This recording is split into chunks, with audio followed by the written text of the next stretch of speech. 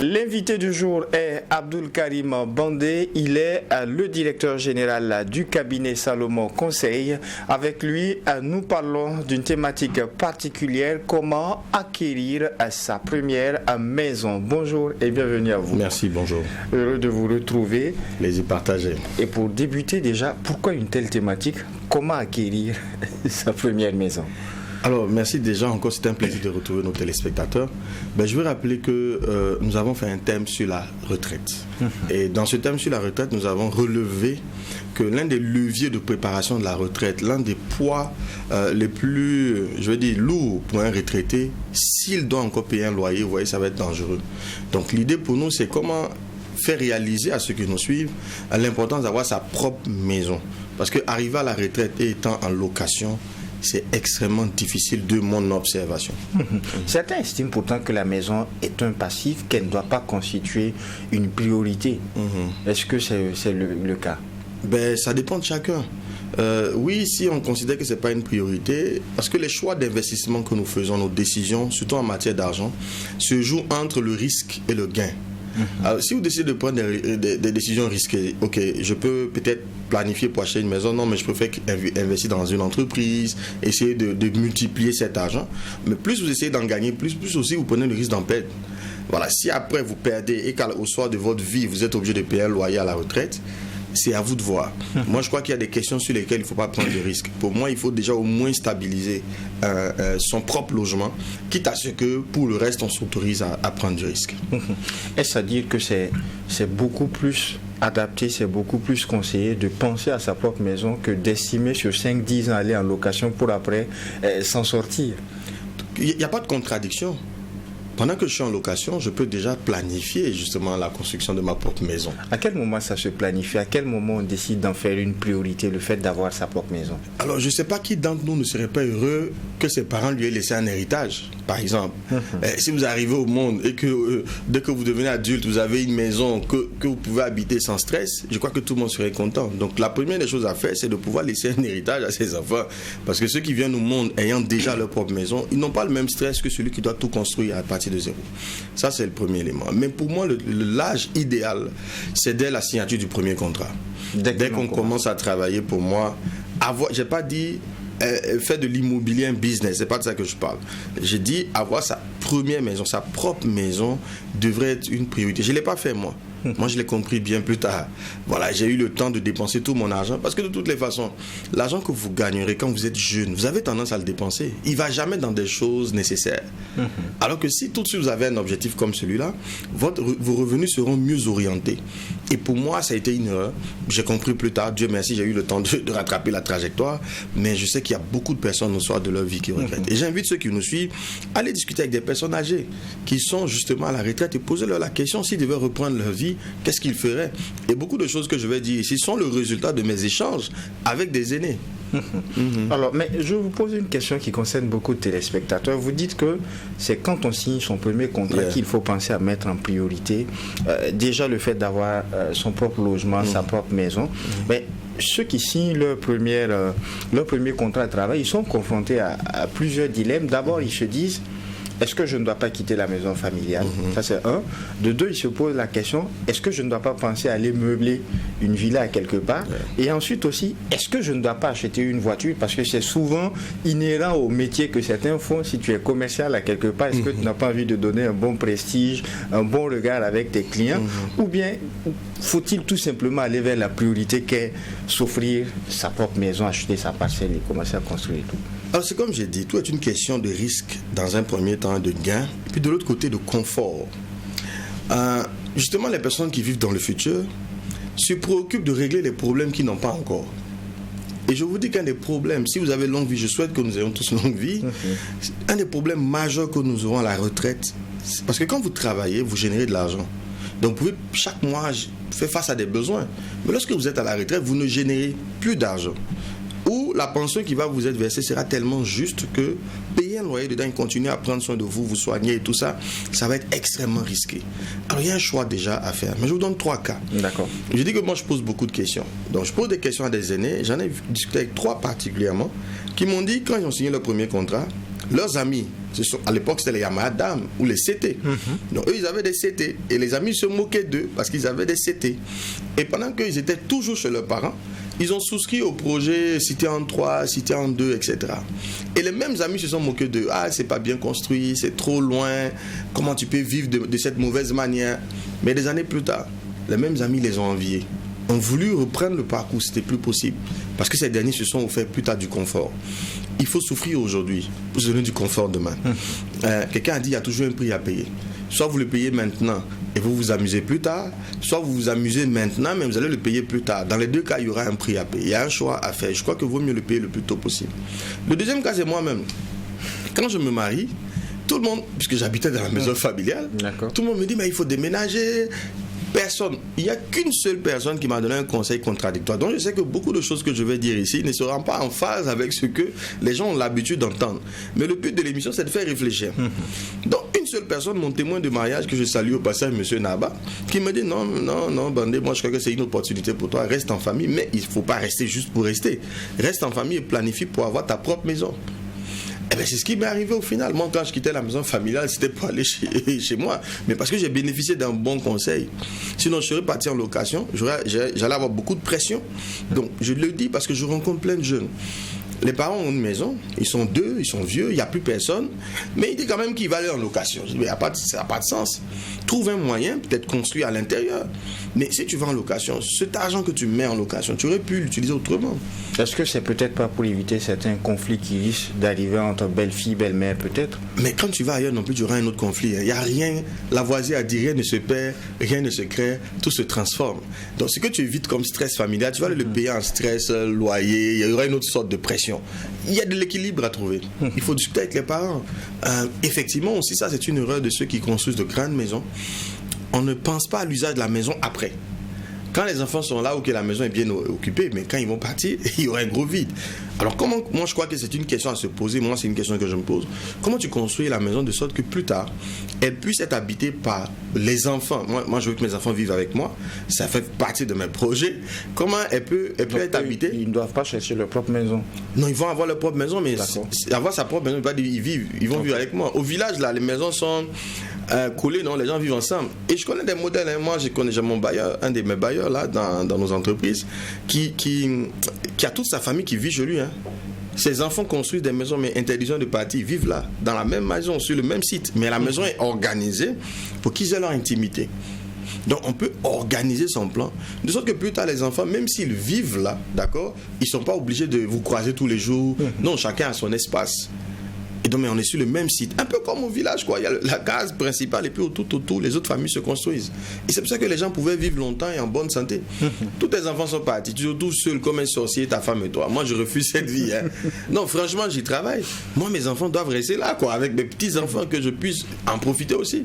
Voilà, ça fait partie de mes objectifs. Après, c'est pas forcément ce que tout le monde veut, mais je vois beaucoup de gens qui regrettent justement d'avoir des enfants loin d'eux. Moi, j'assume, je ne veux pas que mes enfants et mes petits-enfants soient loin de moi. À moi de créer l'espace pour que ça puisse se faire. Est-ce que cette priorité ne dépend pas aussi du corps de métier dont je parlais tout à l'heure? Quand on prend un exemple d'un commercial ou de quelqu'un qui ouvre sa boîte et qui a besoin d'aller au contact de la clientèle et qui a besoin de paraître, d'inspirer la confiance. C'est une illusion. Et pour qui la priorité ce serait de se prendre un véhicule pour pouvoir avoir plus de marché et avoir de l'argent pour J'entends ça tout le temps. Et encore est-ce qu'il ne faut pas revenir sur la réalité aujourd'hui où on sait les textes ont changé, les choses ont beaucoup évolué aujourd'hui. Quand vous prenez une parcelle sur 5 années, lorsque vous ne l'exploitez pas, eh bien il y a des charges qui s'augmentent, il faut payer. Est-ce que finalement il ne faut pas se faire assez d'argent pour ensuite aller investir quand on a un corps de métier qui appelle à paraître un peu plus? Ça fait beaucoup de questions. Mais je reprends la première et puis j'espère que je ne vais pas oublier la deuxième. Non, moi je suis entrepreneur, j'ai été commercial. C'est une excuse. Franchement, c'est une excuse. C'est justement ce souci de paraître qui influence. Bon, prenons nos commerçants, là, les Ladji, là.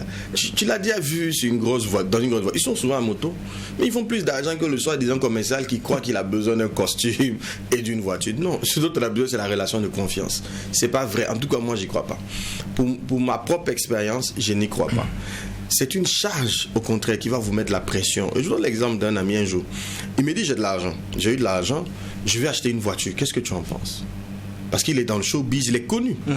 Je lui dis, tu vois, je te donne les 3 choses qui t'attendent. Si tu achètes la voiture, tu auras une assurance extérieure. C'est-à-dire que quand les gens vont te voir, tu vas marcher fièrement et tout. Mais intérieurement, tu auras chaud. Parce que payer une voiture, par exemple, de 3 millions ou de 4 millions, c'est-à-dire au bout d'1 an ou 2, tu es toujours chez le mécanicien. Parce qu'elle n'est pas en bon état. Donc elle va te coûter. Ton meilleur ami sera les mécanos et les pompistes. Et le carburant, ça boit comme un âne. En même temps, il faut la réparer tout le temps. Donc tu vas dépenser énormément d'argent. Donc devant les gens, tu bombes la poitrine. Mais intérieurement, tu es inquiet même de démarrer ta voiture parce que le carburant qui est là va être compliqué. Mais si tu achètes une maison, tu n'auras pas l'assurance extérieure. Quand les gens vont te voir, ils vont se moquer de toi-même. Ah, comment ce gars, il a une moto. Mais tu auras une assurance intérieure. Une paix que seule la possession d'une maison peut donner. Parce que tu sais que quelque chose qui t'arrive, tu auras un endroit pour dormir, tu vois. Et il m'a écouté. Mais jusqu'à aujourd'hui, il est toujours à moto. Je pense même plus que lui-même, il a le souci de s'acheter une voiture. Ça sert à rien. Tu rencontres un gars qui vient garer sa voiture et puis il a un problème avec son bailleur. Gars, ça sert pas. Je dis pas que c'est une courbe, hein. Il est resté en location, l'a mis tout en investissant pour sa maison. Je rappelle qu'ici je parle d'avoir une maison pour préparer sa retraite, pour mettre sa famille dans un minimum de confort. Je ne parle pas de spéculation, non, c'est pas le sujet. Donc pour moi, non, c'est pas très nécessaire. Et qu'en est-il de la réalité économique cette fois-ci? Alors la réalité économique, c'est que le bien que vous n'avez pas acquis aujourd'hui aura plus de valeur demain. Donc au fond, ce que tu diffères là, tu ne résous pas ton problème. Tu estimes qu'il faut en gagner plus avant d'acheter la maison. Au moment où tu auras plus, le bien aura plus de valeur que l'argent que tu as eu. Donc ça sera une équation interminable. Les taxes, je trouve que c'est même une bonne chose, au contraire. Les taxes vont freiner ceux qui sont dans des logiques de spéculation. Et ça, moi, je salue le ministère. Mais par contre, pour ceux qui veulent posséder leur bien pour y vivre décemment, non, c'est pas une limite. Parce que la mise en valeur, c'est quoi? C'est 16 tôles, je pense. Et puis une toilette, c'est à la portée quand même de celui. Et puis 5 ans. Donc le temps d'acheter le terrain. Et en 5 ans, tu as encore le temps, si tu as une bonne organisation, de pouvoir y arriver. La réalité économique de la plupart de nos auditeurs, téléspectateurs du Burkinabé de façon générale, je parle du moyen, c'est qu'il achète sa parcelle sur la base d'un prêt et il attend de finir de payer ces prêts-là pour prendre un autre prêt et commencer à construire. Malheureusement, on est aussi dans raison de plus pour commencer tôt. Bon, imaginons une carrière dure en moyenne 25 à 30 ans. Si vous commencez tôt, chaque 10 ans, en 10 ans peut-être vous achetez le terrain, non? Dans les 5 prochaines années, vous avez fait... Et puis là aussi, c'est la bêtise qu'il ne faut pas commettre. Ne cherche pas à construire un château, quoi. Voilà, construire ce dont tu as besoin. Est-ce que la première maison ne devrait pas être confortable? Non, pas du tout. Non, pas du tout, ça n'a pas de sens. Justement, tu vas te mettre trop de stress. Ça ne va pas servir. Tu risques même de ne jamais la terminer. Non, au contraire, elle doit avoir pour fonction première, à mon avis, de pouvoir sécuriser, de te mettre à l'abri. Le confort ne doit pas être le but. Le m'as-tu vu ne doit pas être le but. Voilà. Pour moi, il faut juste pouvoir sécuriser. Et ça, c'est le conseil que j'ai reçu encore des mêmes personnes. Ils m'ont tous dit, il y a un qui m'a dit, et je peux le citer, hein, le fondateur du Creuset. Il m'a dit, Bandit, tu sais, quand quelqu'un me donne son âge, d'accord, je sais dans quel quartier il peut habiter. J'ai dit comment ça? Il me dit, regarde, quelqu'un qui a une maison à Koulouba, qui est propriétaire d'une maison à Koulouba, il a au minimum 80 ans en allant. Quelqu'un qui est propriétaire d'une maison à Gungen ou à la Padoua, il aura autour de 70 ans, 75 ans. Et puis un peu en descendant. Plus on va s'éloigner, plus les âges. Parce que la ville, elle s'étale en fait, en fonction justement des populations. Donc tu ne peux pas être, toi un gars de 30 ans, tu vas habiter à la Padoua, ça n'a pas de sens. Non. Et moi quand je retrouve à Zignaré quoi. Mais c'est sérieux, il y a des gens qui habitent à Lumbila. Moi j'ai habité à Lumbila pendant 5 ans. Et j'ai quitté Azimo, justement, la maison familiale, pour me retrouver à Lumbila. Mes gars m'ont dit, mais tu es fou, qu'est-ce que tu vas faire là-bas et tout. Mais il est plein le quartier. Et j'ai dit, bah attendez, vous savez rien. Vous allez aller vivre à Zignaré. Il y en a peut-être qui vont finir à Kaya. Et regardez dans la sous-région, regardez dans le monde. quand on dit par exemple, prenons une capitale dynamique comme Abidjan, les gens habitent à Bonoa. Bonoa, tu as dit que tu sors d'Abidjan. Bassam, ce n'est même plus. Bassam aujourd'hui, c'est devenu comme Lumbila pour Ouaga, par exemple. Mais il y a des gars qui vont encore aller plus loin. Et ils vont de là-bas, ils viennent travailler à Abidjan. C'est inévitable en fait. Donc pour moi, je dis bien, je ne parle pas de spéculation, je parle du fait de posséder sa maison. Tout à l'heure, j'ai parlé du moyen de locomotion, l'utilité justement. Et cette fois-ci, s'il faut être à Ziaré et travailler à Kosodo ou à Tampoui. Alors n'oublions pas qu'on parle de planification. D'accord. Là, c'est un nouveau travailleur. C'est pas dans 5 ans qu'il va habiter à Ziaré. C'est là l'erreur. Il faut planifier que dans 10 ans, dans 15 ans, je parle de retraite. Vous imaginez ce que sera Ziaré dans 15 ans? Mais Ziaré, ce sera un quartier qui aura toutes les commodités. Et que la ville se développe. Donc, il ne s'agit pas. C'est pour ça que si on n'a pas la capacité de planification, on ne pense que dans le maintenant. Ils disent, ah non, moi je ne peux pas aller vivre à Ziaré. Non, tu ne peux pas vivre à Ziaré maintenant, ça c'est vrai. Mais tu pourras y vivre dans 10 ans. Alors fais ton projet immobilier pour que dans 10 ans, au moins tu seras à la retraite, tu sois à Ziaré. Et Ziaré sera développé, il n'y a rien à faire. Comme Koubri aujourd'hui. Quand on en vient à accepter l'idée qu'il faut se préparer à avoir sa propre maison, où faudrait-il investir beaucoup plus, eu égard à votre expérience? Faudrait-il aller vers des offres de promotion immobilière? Faudrait-il aller acheter son propre terrain quand on connaît les réalités, la cherté et tout? Je dis déjà que le ministère a pris des mesures. Je crois qu'actuellement il y a une opportunité parce que les coûts des terrains vont certainement baisser. Maintenant, est-ce qu'il faut faire sa propre maison ou aller en société immobilière? Si c'est la question de la qualité de l'infrastructure, je vous promets que la qualité ne devrait pas prévaloir lorsqu'il s'agit de penser à habiter nouvellement. C'est ce que vous avez dit. Ah non, c'est pas ce que j'ai dit. La qualité, si je parle de la construction. D'accord. Effectivement, beaucoup s'inquiètent que si je vais en société immobilière, la construction ne soit pas bonne. Vaut mieux le faire moi-même. Mais je vous rassure aussi que si vous le faites vous-même, parce que vous n'êtes pas un spécialiste, ce que les ouvriers vont vous montrer, vous n'allez jamais oublier ça de votre vie. Donc le risque, il est quasiment le même. Moi, je crois que peut-être qu'il est même plus prudent si on n'a pas le temps de suivre les travaux et qu'on n'y connaît rien. Il est peut-être même plus prudent d'acheter une société immobilière la plus petite possible et après, tranquillement, la modifier. Parce que aller de soi-même, je vous assure que vous pouvez ne jamais terminer. Parce que dans le milieu, si vous n'y connaissez rien, vous pouvez être victime de... on peut vous faire un mur qui ne va pas tenir, des fissures qui peuvent tomber, des fondations qui ne sont pas du tout bonnes, parce que ça demande vraiment d'avoir une certaine expertise.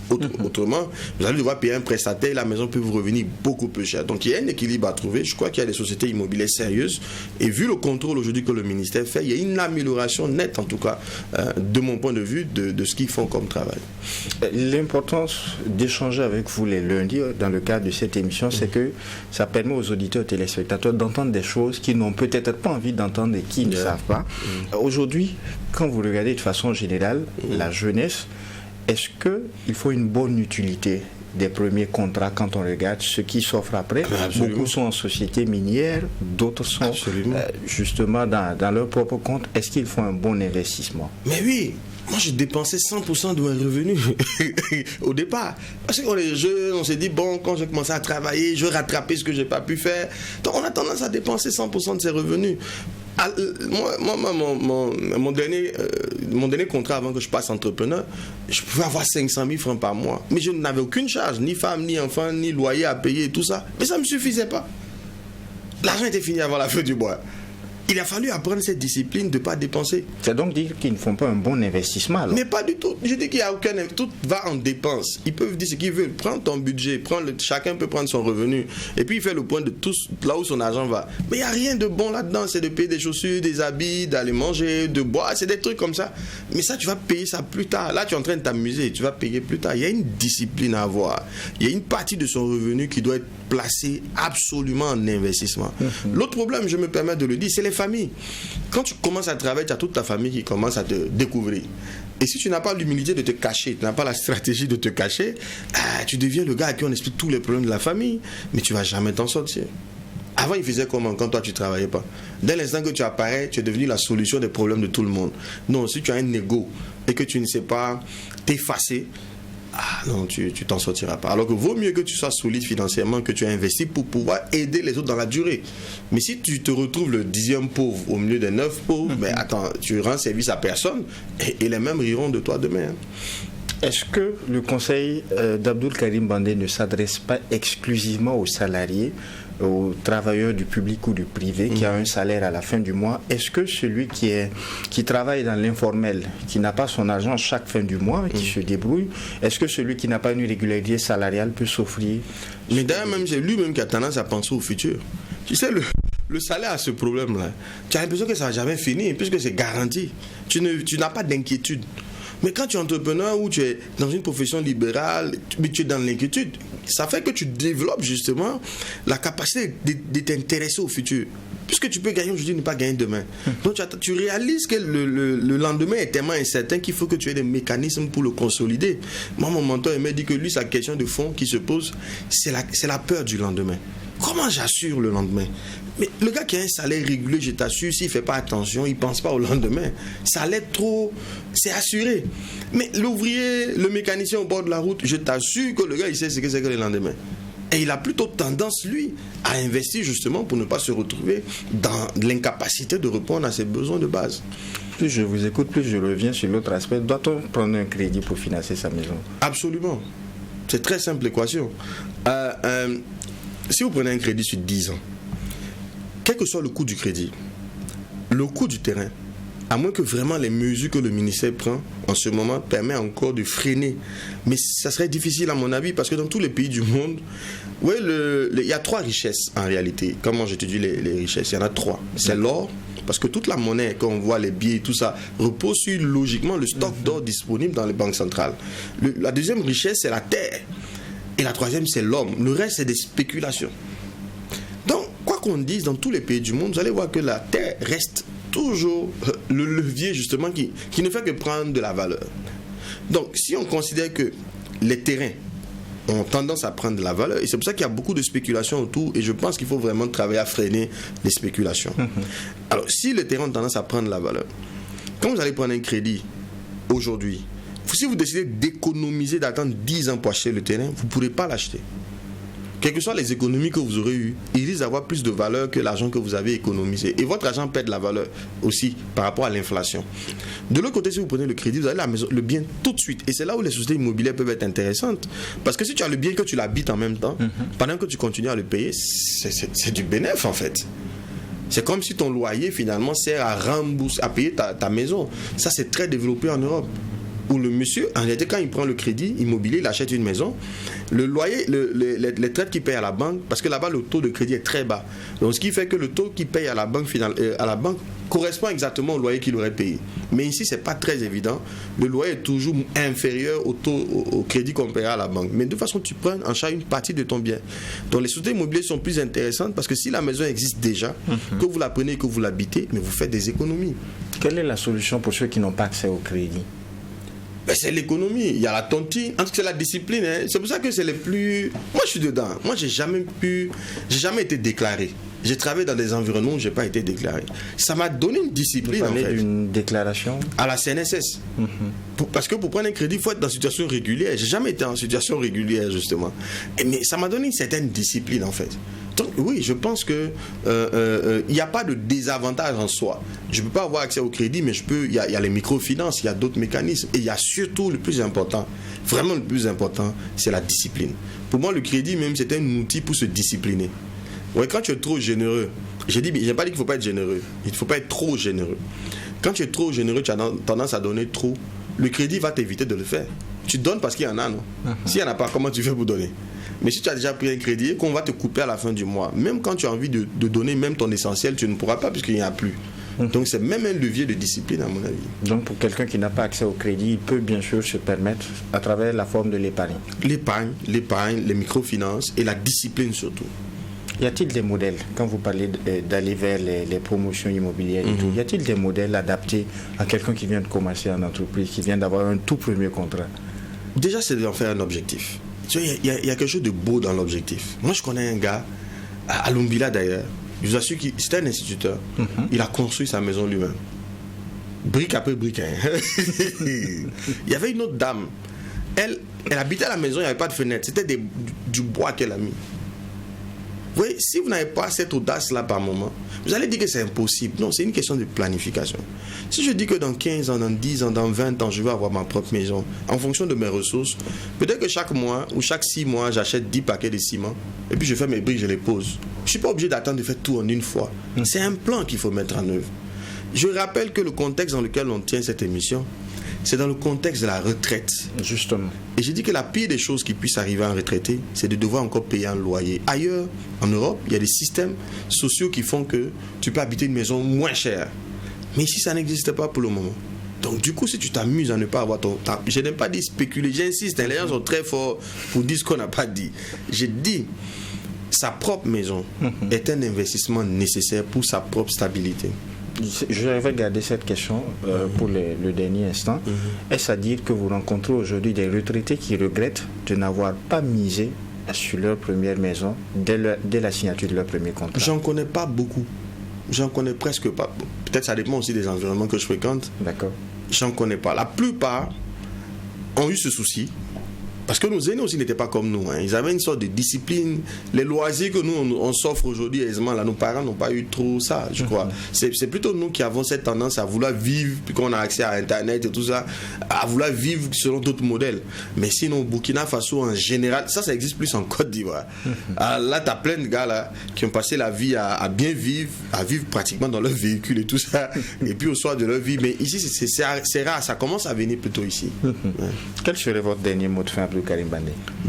Encore, c'est d'encourager. Quand on vient ici, c'est de pouvoir faire réfléchir, c'est d'envoyer des questionnements. On n'a pas la réponse parfaite, mais au moins, c'est d'inviter nos téléspectateurs à se poser les bonnes questions. Et puis, soyez heureux. Merci à vous. Merci Abdoul Karim Bandé. Je rappelle que vous êtes le directeur général du cabinet Salomon Conseil. La question a été posée une fois. Où se trouve le cabinet Salomon Conseil? Au sein de... En fait, c'est plus ou moins... C'est complexe, comment je vais vous dire. Si vous arrivez à l'IST Ouagadougou, ce serait plus simple, voilà, de pouvoir prendre la tâche avec nous. Parce que c'est plus facile de retrouver IST et UBS Ouagadougou. D'accord, merci à vous. Également, merci à vous, auditeurs et téléspectateurs des médias leaders Trui TV et Watt FM. Ainsi se referme donc ce premier numéro du DEJ Matinal Info. En attendant de vous retrouver, Dieu voulant, pour un prochain numéro, non seulement portez-vous bien, mais aussi et surtout que Dieu bénisse le Burkina Faso. Au revoir.